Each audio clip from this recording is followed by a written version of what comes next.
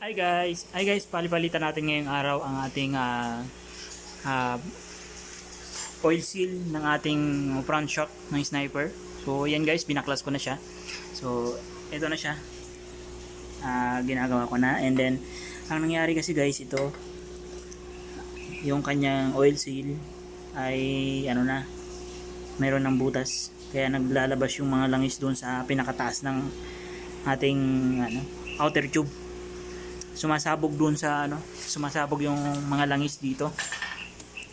Kung mapapansin nyo guys, pagka may problema yung inyong front shock dito, na tatalsik yung mga langis, nag-i-stack up to. Ito yung cause ng pagsira ng ng caliper minsan pagka natulo ng langis dito.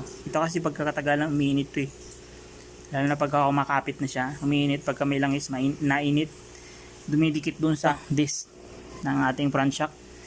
Kaya minsan ito, pagka hindi mo maagapan, masisira yung caliper mo, magdodoble na yung gastos mo guys. So ayan guys, inagapan ko na siya.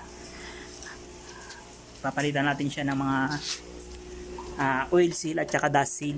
So nakabili ako kahapon.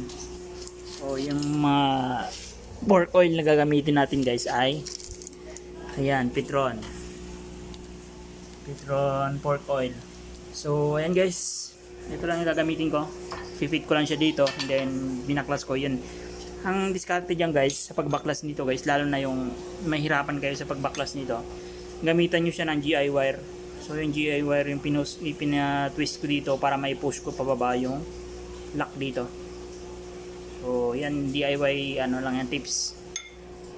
Mamaya guys, papakita ko sa inyo kung paano siya ikakabit ulit.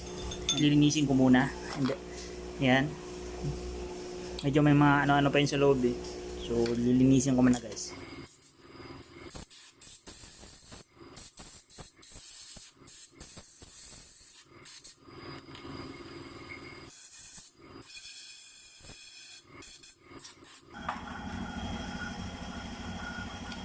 So guys, papalitan na natin to, yung kanyang dust seal.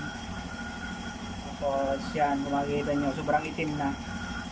Papalitan na rin natin yan. Patin mo lang yan.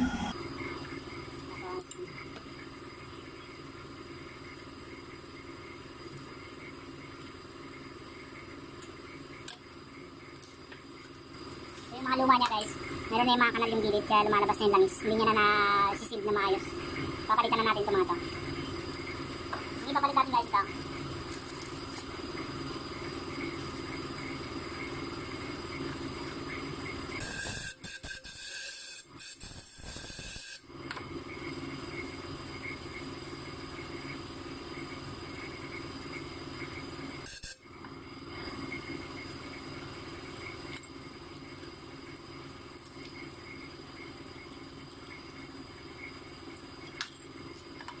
Guys, lalagyan natin ng pork oil. Yung level ng pork oil guys, kailangan hindi siya umabot dito. Yung level ng pork oil, at least meron siyang 2 pulgada yung yung level niya mula sa pinaka-top, para mayroong maganda yung laro ng maganda yung play ng front shock natin guys. Combination nyo ng pork oil at saka ng hangin, yung pressure niya mismo. Kasi pag puro pork oil lang guys, maaaring papasabugin niya yung pinaka yung pinaka oil seal dito, dahil puro na lang langis na yung niya guys.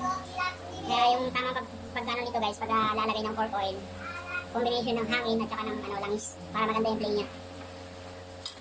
After nyo siya malagyan guys na langis, laruin nyo lang ito para umapaw na. Para pumasok yung langis doon sa pinakababa. Yan. So ito